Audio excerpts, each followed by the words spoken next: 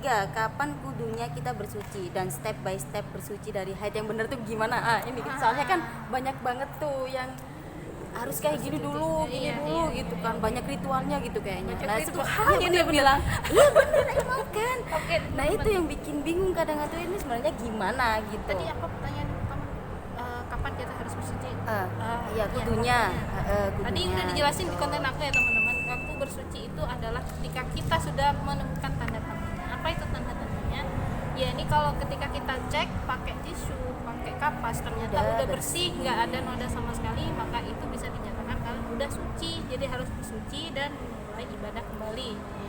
Nah, kalau step by stepnya mengenai bersuci itu sebenarnya ya, tadi kan aku cuma nyebutin 2 syarat doang ya teman-teman di konten aku tadi penjelasannya. Cuma harus basah semuanya seluruh tubuh, kemudian pakai niat. Nah, step by stepnya kayak gini. Sebenarnya sama aja, mau kalian bersuci dari haid, mau dari nifas, atau mau dari bersuci setelah berhubungan sama istri. Jadi nggak asal siram, teman-teman. Jadi nggak asal siram, teman-teman. Jadi nggak asal siram, teman-teman. Nggak asal siram. Ini ada step by stepnya. Dengerin. Jadi masalah ini ada 2 riwayat yang diriwayatkan oleh istri-istri Nabi. Salah satunya Aisyah, kemudian satunya aku lupa siapa ya. Pokoknya dari kedua riwayat hadis ini kemudian disimpulkanlah oleh para ulama menjadi seperti ini. Gimana? Pertama itu Pertama. adalah mencuci tangan dengan mengucapkan Bismillahirrahmanirrahim. Itu pertama ya. Pertama banget nih Yang teman-teman. kedua itu mencuci kemaluan. Mau itu laki-laki mau perempuan yang biasanya sehabis berhubungan, kemudian kita membersihkan entah itu apa ada bekas darah yang kering dan lain sebagainya kayak gitu, itu kita bersihin teman-teman, kita basuh benar-benar, kita usap pakai kapas, iya dong, pakai kapas atau pakai tisu ya, atau tisu basah dan lain sebagainya, dibersihkan dulu, dibasuh sama air, goyang. Kalau udah selesai dibersihin, ini terus kita cuci tangan lagi pakai sabun. Itu yang ketiga. Jadi habis ambil air di tangan, kalian mengusap-usap kepala, mengusap-usap rambutnya ini di sela-sela. Berarti ini masih belum keramas nih ya? Belum, di sela-sela. Di sela-sela, kalau udah kemudian dibasuh pakai air, kepalanya dibasuh pakai air. Kemudian setelah itu kita wudhu seperti biasanya aja teman-teman. Setelah selesai wudhu, barulah kita baca niat itu, kemudian kita basuh keseluruhan badan kita. Sampai jangan pokoknya pastikan semua sela-sela, semua yang nyelempit termasuk ini nih belakangnya telinga. Karena itu nggak tersentuh ya. Iya benar. Itu harus basah semua, pokoknya nyelempit itu harus basah teman-teman. Nyelempit. Gimana caranya deh, pokoknya seluruh badan kita, anggota tubuh kita baik yang nyelempit maupun terbuka itu harus basah teman-teman. Nah kayak gitu. Oke. Dan ini ada masalah lagi yang mungkin penting yang harus kita bahas. Apa tuh?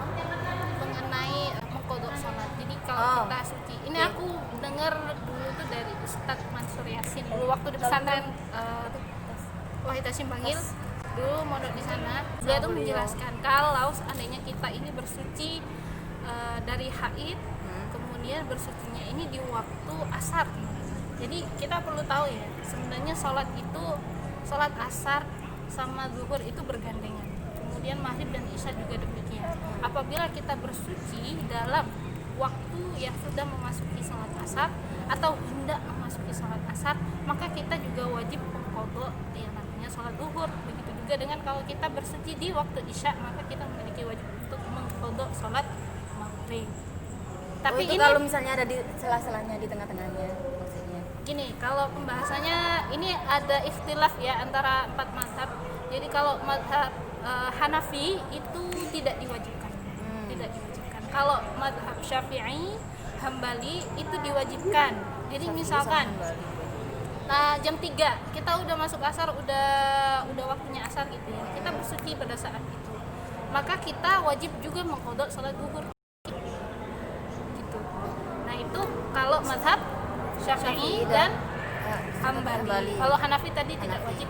Kemudian kalau Maliki seperti apa? Kalau Maliki ini diwajibkan juga, tapi dengan syarat. Syaratnya adalah apabila ketika kita dalam kondisi bersuci itu waktunya hampir masuk ke asar. Kalau seandainya kita udah kelar bersuci ya, kita keluar dari kamar mandi, kiranya waktu untuk asar itu masih bisa kita katakan 5 rakaat, kita bisa lakukan 5 rakaat pada saat itu, maka sholatlah zuhurnya kayak gitu. Oke. Yang selanjutnya itu ya tadi ya, Iya. step by stepnya tadi udah jelas banget. Untuk yang nomor 4, kalau seandainya haid tanggal 1 sampai 7 terus udah nggak keluar darah lagi, suci. Tanggal 8 sholat puasa. Ternyata tanggal 9 keluar darah lagi, ibadah sholat dan puasa tadi sah apa enggak? Itu. Tadi tanggal 1 sampai tanggal 7 kita menstruasi keluar darah. Kemudian kita anggaplah suci, tanggal 8 kita sudah berpuasa, kita sudah waktu Ramadan misalnya ya. Waktu Ramadan. Udah berpuasa, kita udah sholat. Ternyata tanggal 9 kita keluar darah lagi gitu. Nah, itu kan darahnya terhitung masih menstruasi, teman-teman ya. Terus bagaimana dengan sholat dan puasa yang sudah kita lakukan di tanggal 8? Nah, kalau ini berarti tidak sah. Teman-teman ya. Karena ini hitungannya kita ini masih haid. Karena nggak sah dong? Nggak sah kalau sholatnya nggak sah. Kalau puasanya tetap di kodok dong hitungannya. Ini sepengetahuan saya yang pernah saya baca. Ya. Tapi kalau emang ada yang berbeda Mungkin bisa. Mungkin karena itu entah itu madhabnya berbeda, atau mungkin dari imam yang berbeda seperti itu. Ya memang agak ini sih ya. Ngomongin masalah itu kayak nggak ada habisnya gitu. Kalau mau masalah fikih, masalah hukum kayak begini begitu, itu memang banyak mazhab. Jadi ya terserah kita lah, terserah kalian mau ikut yang mazhab opsi yang A, mana. opsi B kayak gitu. Yang pokoknya yang menurut kalian lebih fleksibel aja. Tapi yang saya tahu seperti itu. Gitu ya, teman-teman. Ngeri juga ya. Ngeri ya. Oke, ilmu baru nih. Oke ya, itu udah agak dong-dong nih gara-gara kena yang tadi.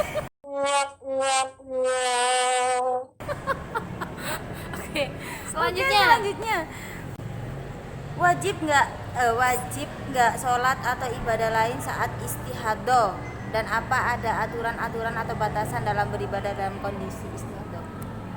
niatnya pun berbeda dengan wudunya orang yang suci. Nah, gimana tuh? Maka kita harus mengulang lagi. Begitulah susahnya ketika perempuan istihadah. Iya. Jadi kita harus ganti lagi Susah. wudunya. Wudu Rempong, lagi, teman-teman.